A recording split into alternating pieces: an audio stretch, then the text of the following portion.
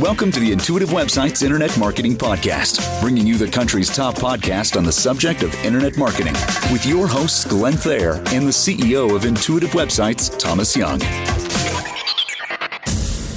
Welcome, folks, to another episode of the Intuitive Websites Internet Marketing Podcast.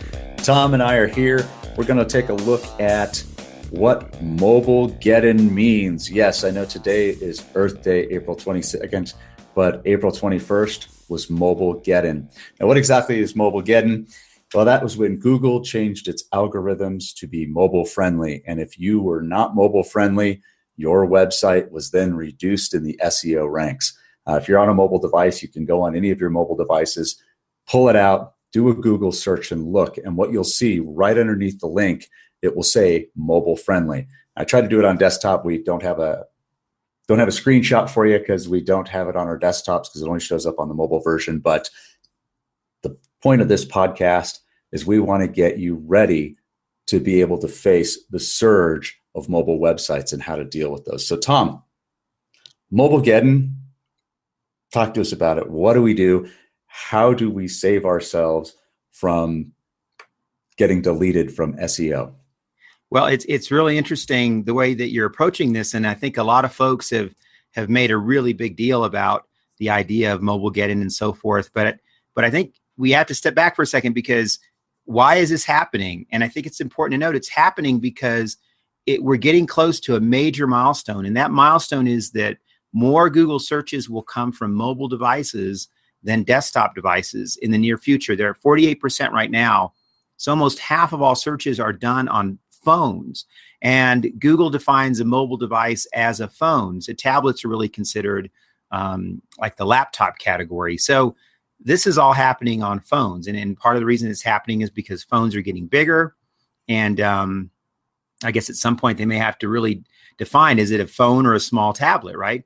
But because of this trend, Google is starting to take search very seriously. And we've talked about this in other podcasts, is that the biggest fear Google has is that people will stop using their search engine. Right. Well, if they don't get good searches in mobile, and if websites aren't appearing properly from search results in mobile, then folks might go to another search engine that does show mobile sites. So obviously what you have to do to prepare for this and deal with it is have a mobile-friendly website.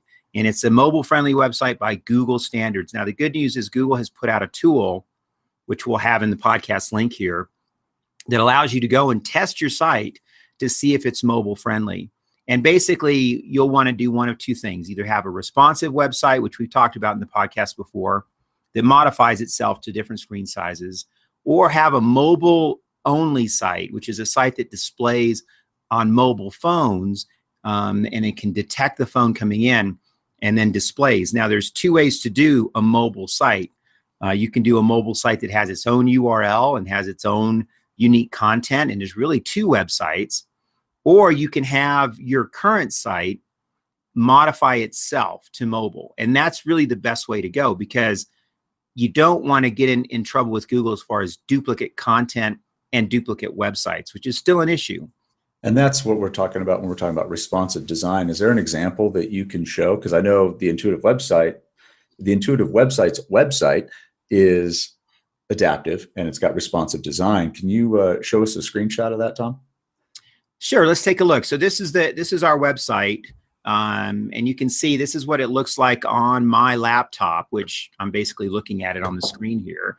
But if there was a different size screen showing this site, well, then the site would have to modify itself. And so let's say it's a smaller screen. Well, you can see the site is starting to modify itself for a smaller screen. Let's say it's maybe an iPad. It's going to be smaller, so the site modifies itself. But if you scroll down, all the content is there. It's just rearranged itself. But we can even go smaller than this. Let's say it's a phone. The phone, and this would be the smallest version of the site. And this is what you would see on a phone. And you can see the menu system collapsed. You can see that everything below is still there, but it modified itself so that it displays properly. And the key thing here is you have to really set up your graphics so that they look good when they are modified. And so you can't use big circular graphics, and you can't use photos that are set up to not modify themselves with the changing look. And that's responsive. Now, mobile is a completely different thing. A mobile site would not modify itself. A mobile site would be basically a completely new look at this. It may just have navigation items. It may have a few icons. It may not have a picture and so forth. But the key thing that Google's looking for here is that it's mobile friendly, and it's not a duplicate website with duplicate content, because that's kind of what spammers would do. So it's important that you follow these guidelines and set these things up, and realize that you're going to get traffic from mobile. And in our clients, we see anywhere from 50% of traffic to as low as maybe 10 or 15% coming from mobile devices. And that's just critical, and it's continuing to grow.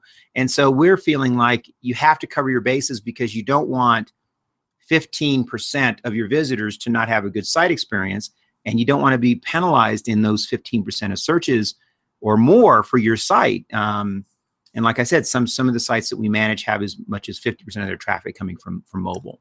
Now, something that comes up, though, mobile sites, and I have yet to see any mobile site that looked good. Like, you'd get a really great looking website on a desktop or a laptop computer, and when you go to mobile, it automatically logs you into mobile, and it's a terrible experience. And most of the time, I find the things that I specifically need aren't in the mobile site. It's kind of like your website light. It's the light version of your website. That's a really good way to put it. And in fact, to get an idea of what Glenn just said, for anyone who's listening out there, is to go to the big websites like Amazon, eBay, some of the major resellers, and look around on the phone and how they set themselves up on a phone versus a computer. Then you'll get an idea of how the industry leaders are really approaching mobile. Because what's happening here is they're realizing that people buy on their phones. And we see this, it still amazes me. We've had websites that aren't responsive design, that are still the standard traditional site. People are buying on their phones on those sites using tiny little fonts and tiny little links, and they're somehow getting their credit card number in there and doing it. So there's a strong desire from people to use their mobile devices to do everything that they used to do on their computers. In fact, I have friends who will go on a trip. They'll go on a vacation, or they'll go on a business trip, and only take their phone. And I always thought to myself, well, why don't you take your laptop? You need to check your email, right? And they said, I could do all that on my phone. So they just only take their phone. They travel light. Everything they need is in their pocket. So if they need to place an order on an e-commerce site, they're going to want to do that on their phone. Right. And that's really, I think, the difference that our listeners and viewers need to really put into practice is, what type of experience do you want to give them? I know if I'm browsing websites on my phone, I want the website to look like it's going to look on my desktop, because then I can really get a feel for what that company's like, or that business is like. Absolutely. And it even goes one step further than that, because you have to now make Google happy. and Google has had this thing for a long time that they call page authority. And there's a lot of mystery around page authority and how it works. And it used to be very simple in that if you had a lot of links coming into your site, you'd have higher page authority. But I'm going to predict here that Google will incorporate mobile friendliness into their page authority linking, which is very different than like SEO for a keyword, or SEO in your title tags, meta description, website copy. This is part of page authority, which basically tells Google that you're a site that needs to be ranked ahead of competitors, because you've got your act together. Not only do you have links coming in, but you're mobile friendly, and you're really playing by the Google rules. So that's a key part of this as well. Now, I was reading in TechCrunch yesterday, they were having the big article and saying, they were saying over half of the Fortune 500 companies aren't ready for this. They don't have mobile friendly sites. So they're not prepared for the change that Google's implemented. And, first thing that as I'm reading, I'm thinking to myself, okay, I know that one of my websites is not mobile friendly. And am I going to get docked? That's the big thing, is, am I going to lose search rankings and my organic search, which I'm up in several areas, I'm number one. Am I going to lose that because of that? And in the article, they said it only applies to searching on mobile devices. It does not apply to searching on desktop. Is that correct? Yeah, well, here's the thing with Google, okay? And I've said this in other podcasts. I don't think Google knows exactly how their code works. I mean, it's very complicated what they've created over the last 15 years. And my thought is that I think it will impact overall search, because I think it's going to fold into page authority. And if it starts to become an authority issue with how Google ranks your site overall, then I think it will matter. And that's on top of the fact that you're going to have people searching for you on their mobile devices anyway, and you want to be found for those searches. Web marketing is such an interesting thing. And Glenn, we've talked about this over the years. It happens in a vacuum. It's invisible to us. So we ask that question, well, is it really going to impact me? And a lot of times we really don't even know if it's going to impact us, and our business might plug along just fine. But the way I define it is it's missed opportunities. We're not in front of some people. So that's a potential opportunity you're missing. And so we encourage our clients to cover these bases. Like, do you have to be set up with the latest and greatest social media website that just came out and has 1 million users? Well, maybe not, right? But this is a big one. This is one that you do have to cover your bases on. And it also is a way that Google is putting more prominence on Google Plus and on Webmaster Tools, which is part of the Google empire, and part of the way Google wants to get a stronger customer base, because Google Plus is also a very important factor in mobile search. And Google Plus is part of Google Maps. It's part of your local Google profile. And that all displays in local searches on phones as well. And then Webmaster Tools is critical, because you have to use Webmaster Tools to go and find out if you're being found in Google, and to run tests and communicate back and forth with Google. So it's part of a bigger picture. Let's talk about something really quick that kind of quell some concerns, because the big thing, like I said, my inbox was getting blown up through marketing profs, from all the marketing channels saying, if you're not mobile friendly, you're going to be hosed. This is what it is. But reading that article in TechCrunch, it was like, if you are not, you have to look at your analytics. First and foremost, look at your analytics. It's like, because the first thing I'm thinking is, I got to call Tom. I got to go, hey, can we get some people on here to change this now, so I'm not losing anything?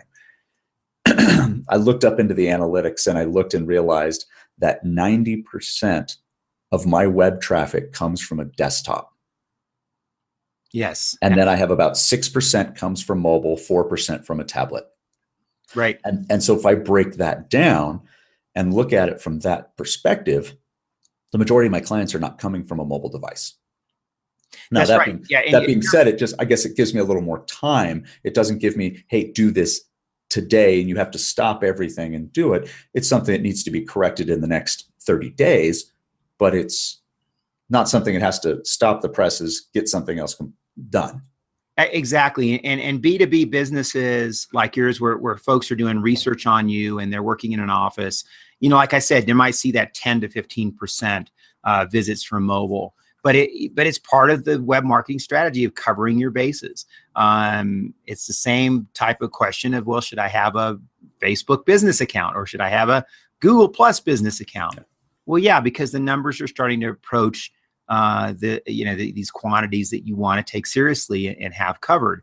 But I think it even goes a little bit further than that, because I do think that once you've engaged with a client, and that client's going to refer you to someone, or do some more homework on you, or go look something up on their phone, and you come up and your site's optimized, you're reinforcing your brand to those clients. You're making it easier for them to refer you and look good when they refer you, because they can say, wow, look, see, I just sent Glenn's website to a friend of mine. I texted the URL. They opened it up on their phone. They saw Glenn had a mobile ready phone. This guy's got his act together. You got to talk to Glenn. If that happens once over the course of the year, then you've paid for your investment and your time to get this going. And that's for you as a small business owner, right? But imagine a larger company where that happens times 1,000. And people are constantly referring websites back and forth and that sort of thing. And we know from user testing that people have such low patience when they look at websites, and they look at them on any device. So if a website doesn't appeal to them in the first 15 seconds of their experience, they're out of there. And that's branding too. That's a brand impression. So what do our listeners and viewers need to do? What action items do they have for this, Tom? Well, I think the number one thing is to go and spend some time on the Google links that are on our podcast. Find out if your site's mobile friendly. Go and look at the developer section on google.com, where it's very easy to understand, actually, if you start reading this, and you'll see some of the common mistakes made around mobile sites. You also want to be very clear about the duplicate content issue. So some folks may have had a mobile site developed a few years ago, but it's using different content, or it may be using duplicate content. You need to know what's going on with that. And I think that it's real important that you get this done. It's got to be part of your web marketing budget. And you're right, Glenn, if it's 50% of your traffic, then you're in big trouble if you haven't done it yet.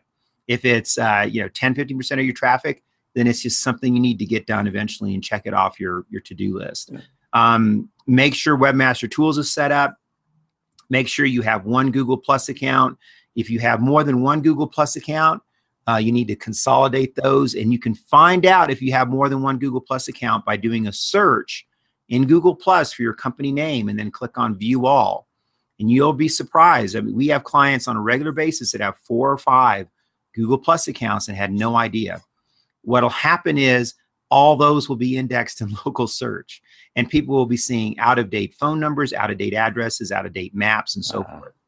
And then I think probably one of the best things you can do is go to the Google checklist, which is on our podcast, and run through the checklist from Google and make sure your bases are covered. And let's get through this major update from Google and move on to better rankings for your website. Wonderful, Tom. Thank you so much.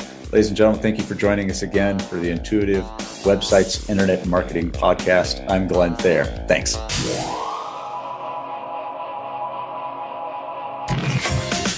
This has been an Intuitive Websites Internet Marketing Podcast. For more information and to see all the available podcasts and much more, visit intuitiveblog.com. If you have a website you would like us to review or an issue you would like to see covered in future podcasts, email us at info@intuitivewebsites.com.